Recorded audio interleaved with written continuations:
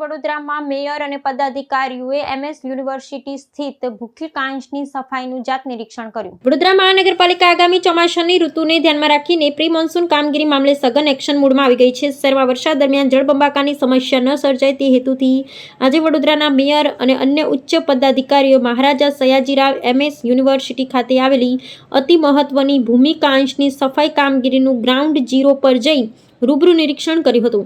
સ્થાનિક તંત્ર દ્વારા વરસાદી પાણીના નિકાલની વ્યવસ્થાને વધુ સુદૃઢ બનાવવા માટે આ વિશેષ કવાયત હાથ ધરવામાં આવી છે। આ મહત્વપૂર્ણ સમીક્ષા મુલાકાત દરમિયાન મેયરની સાથે સ્ટેન્ડિંગ કમિટીના ચેરમેન, સ્થાનિક કાઉન્સિલરો અને મહાનગરપાલિકાના ઉચ્ચ અધિકારીઓનો કાફલો વિશેષ રૂપે ઉપસ્થિત રહ્યો હતો। પદાધિકારીઓએ ભૂખીકાંચની વર્તમાન સ્થિતિનો તાગ મેળવી ચાલી રહેલી સફાઈ કામગીરીને બારીકાઈથી ચકાસણી કરી હતી। ચોમાસામાં શહેરીજનોને ગંદકી અથવા રહેણાંક વિસ્તારોમાં પાણી ભરાવાની હાડમારીનો સામનો ન કરવો પડે તે સુનિશ્ચિત કરવા માટે આ નિરીક્ષણ અત્યંત આવશ્યક માનવામાં આવે છે। નિરીક્ષણ દરમિયાન મેયર અને અન્ય પદાધિકારીઓએ સંબંધિત અધિકારીઓને પ્રી મોન્સૂન કામગીરી સત્વરે અને ઉચ્ચ ગુણવત્તા સાથે પૂર્ણ કરવા માટે કડક તાકીદ કરી હતી। સત્તાધીશોએ સ્પષ્ટ સૂચના આપી છે કે ચોમાસું વિધિવત રીતે બેસે તે પૂર્વે ડ્રેનેજ સિસ્ટમ સંપૂર્ણપણે કાર્યરત થઈ જવી જોઈએ। હાલમાં વડોદરાના વિવિધ વિસ્તારોમાં વરસાદી લાઈનો અને કુદરતી કાંચની સફાઈ ઝુંબેશ યુદ્ધના ધોરણે ચાલી રહી છે, જેથી નાગરિકોને ચોમાસા દરમિયાન સુરક્ષિત વાતાવરણ પૂરું પાડી શકાય। આજે ઉત્તર ઝોનમાં અમે વિઝિટ માટે નીકળ્યા છીએ। વોર્ડ નંબર 1, 2 અને 3માં છે।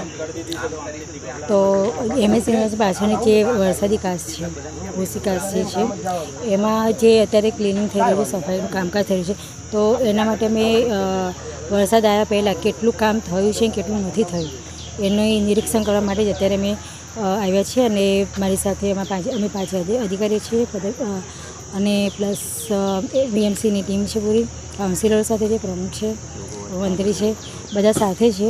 અને જેટલી ઝડપી બને વરસાદ આવ્યા પહેલાં એનો નિકાલ આવવા માટેનો પ્રયત્ન કરી રહ્યો છે।